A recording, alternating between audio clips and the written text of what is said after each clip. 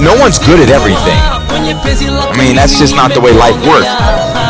What you know is very limited, and what you don't know is limitless. Those who stay will be champions. War number 12, the greatest of all time. Right here is Tom Brady. If I want to be the best, I gotta beat the best. Man, if I want to be good, I gotta wake up in the morning, I gotta do the extra work, and I gotta show up when other guys aren't, and I've gotta learn, I've gotta continue to be open to learning. But I had to take it to a new level that the other guys wouldn't. Nothing was given to me. So I'm going to go out there and compete as hard as I can. And I'm going to treat practice like a game. And I'm going to gain the respect of my teammates every day through my work ethic. I'm going to work hard in the weight room. I'm going to work hard in the film room. I'm going to work hard to be a good student. Whatever they ask me to do, that's what I'm going to do to the best of my ability.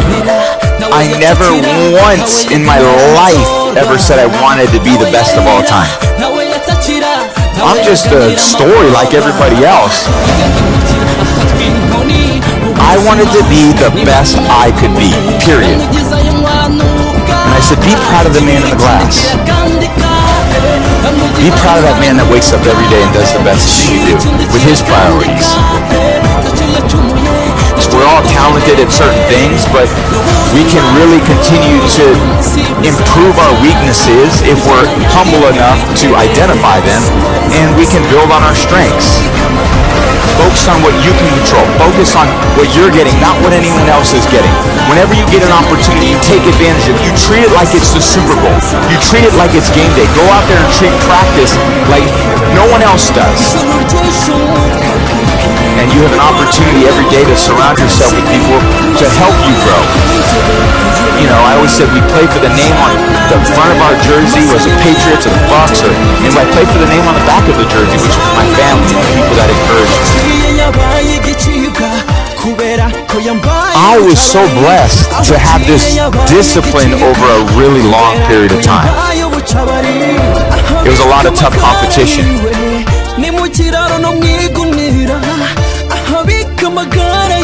But I was never, I would say, like a prodigy. You know, I wasn't like the kid where you see Tiger Woods swinging on the Johnny Carson show at 2 or 3 years old, and you know his swing looks as good as it did at 3 years old as it did, you know, as he grew older. Or you know, certain players that had this unbelievable prodigy aspect to themselves. I saw myself as someone who probably had some other traits that maybe were hard to identify, but that were really sustainable over time, which was, I would say, work ethic and discipline.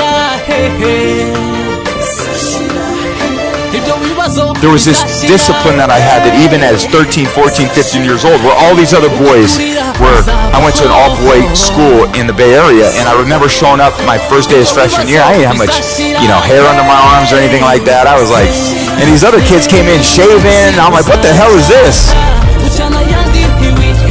I didn't know how to put the pads on in my pants when I tried out for freshman football. I mean, I had never played until that point except in the street. So these kids came out there, they had, you know, helmets and shoulder pads that they had worn for 4 years. I went on the field and I was like, I'm going to get killed out here. You know, and my freshman year, I didn't even play. I was the backup quarterback on a team that went 0-8. I couldn't get on the field, and we never won a game anyway. I mean, it's one thing to be the starting quarterback and to lose. If they don't even think you're good enough to be a starting quarterback on a team that's 0-8, you must really suck.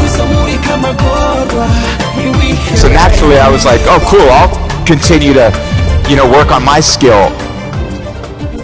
A lot of it was even going into my second year in high school, there were workouts in the morning at 6 a.m. before school, and I was like, okay, I can get up at 6 a.m. and I can go do these rope drills where you'd run through the rope. You see a lot of people do that. There were these hills that we would run up, and there was probably less than 10 people there, but I was probably one of the 3 that were there almost every single day to try to continue to push myself to grow in these maybe physical areas that I was really behind a lot of the other people at.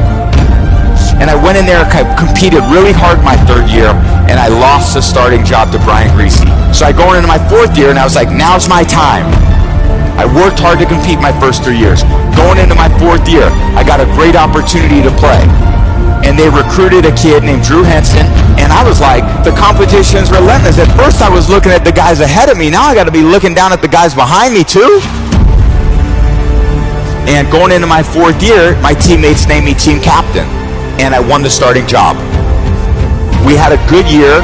We finished 10-3, beat everyone out. And then I showed up, and Coach Carr says, well, you're going to compete with Drew Henson to be the starter going into your 5th year. And I was like, you got to be kidding me. You want me to compete? That's what we're going to do.